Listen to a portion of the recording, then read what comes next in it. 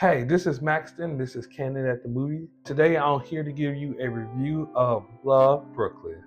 Love Brooklyn is just released in the movie theaters, starring Holland, Nicole, Beharie, DeWanda Wise, Roy Wood Jr. The synopsis of the movie: there's a love triangle that is happening, and one individual is trying to figure out two people are trying to figure out who they're going to be with, or three people. Well, I'm confused. This is a very, I hate to say, frustrating movie. There were some cool ideals that never truly got fleshed out, which in turn left you, when you left the movie theater, a little confused and frustrating. We saw the screening, and there was another group of people that were there just watching it with us, and they left just like we did, having a lot of questions. And when you're in a movie for about an hour and a half, hour 45, you should leave with an ideal of where you're going. To the point where the synopsis was what they said at the end, was a little monologue or basically article, which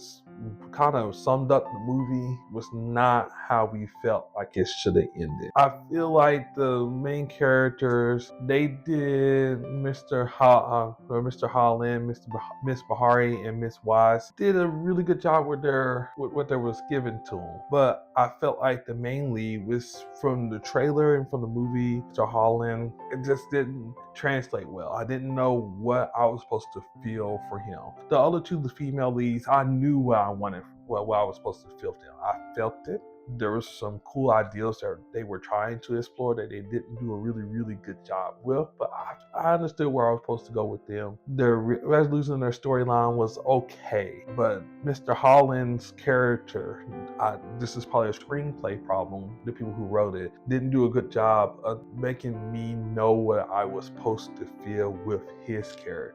And since he was, I want to say, the lead, or since he had a lot of screen time, when I'm left wondering and flailing in the wind, it's hard to understand what the movie's supposed to do. It's shot kind of well. Most of the movie is symmetrical. There's a few times that I went handheld, and you could feel, maybe not the tension, but you can feel the uneasiness that they were trying to do. But overall, I didn't really think being in Brooklyn was that important. So the same group that was there was an individual there, a gentleman that lived in the New York metro area. I think he said he lived in Queens, but he visited Brooklyn very frequently. If you ever been there, in order to get to Queens from off the turnpike, you had to go to Brooklyn. He said that there were some parts that were true.